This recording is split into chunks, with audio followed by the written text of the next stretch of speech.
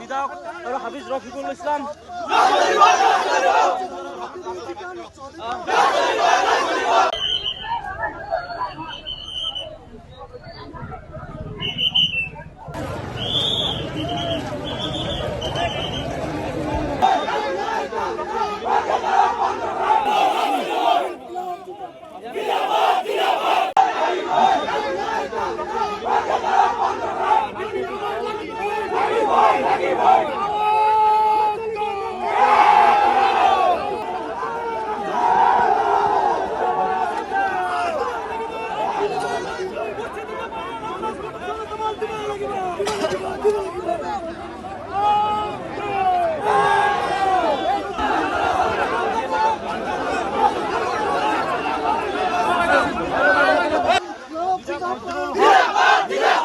বিধায়ক হাফিজ রফিকুল ইসলাম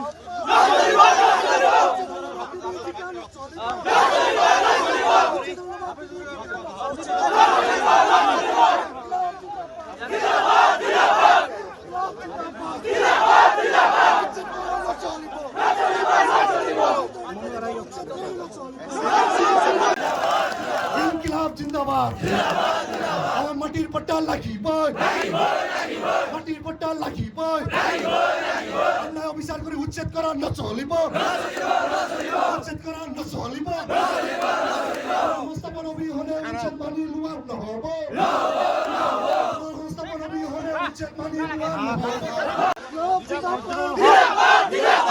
বিধায়ক হাফিজ ৰফিকুল ইসলাম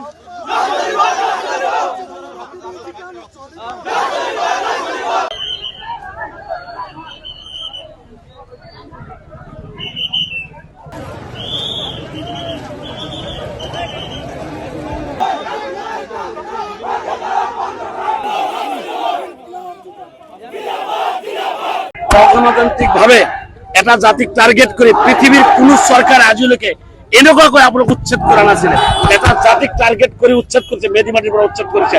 আমাৰ দাবী ইউডিএফৰ দলৰ পৰা আমাৰ দাবী যে যিসকল মানুহ আপোনাৰ উচ্ছেদ কৰিছে, উচ্ছেদ কৰাৰ আগতে আপোনাৰ পুনৰ সংস্থাপন কৰিব লাগিব, তাৰ উচ্ছেদ কৰিব লাগিব। এতিয়া আমি উচ্ছেদ কৰিব আমি নিদিওঁ। আমাৰ মাননীয় মুখ্যমন্ত্ৰী ডাঙৰীয়াই আপোনাৰ সমাজত যিটো বিশৃংখলা সৃষ্টি কৰিব যে আমাৰ এই মানুহখিনিক মাৰি শেষ কৰিবৰ কাৰণে ব্যৱস্থা কৰি গৈছে, তেখেতসকলক আমি ধিক্কাৰ জনাইছো। এই চৰকাৰে আপোনাৰ মুছলমান মানুহক টাৰ্গেট কৰি অন্যায় কৰি আছে। আল্লাহ ওপৰত বিচাৰ কৰিব। এটা জাতিক টাৰ্গেট কৰি মাত্ৰ মুছলমান মানুহক টাৰ্গেট কৰি উচ্ছেদ কৰা হৈছে। গতিকে এই উচ্ছেদৰ প্ৰতিবাদ আমি কৰি যাম। উচ্ছেদ আমি কৰিব নিদিওঁ। উচ্ছেদ কৰাৰ আগতে মানুহখিনি পুনৰ সংস্থাপন দিব লাগিব। আদাৰৱাইজ আমি আমাৰ দেহা থকালৈকে, আমাৰ দেহত তেজ থকালৈকে আমি হেৰি নামানো। আজি এইবিলাক ইয়াৰ পৰা উচ্ছেদিত হল, কালি কোনোবা ফৰেষ্ট লেণ্ডত যাব, চৰকাৰী মাটিত যাব, আকৌ কব বাংলাদেশৰ পৰা আহিছে। এইটো কি খেল আৰম্ভ হৈছে নেকি?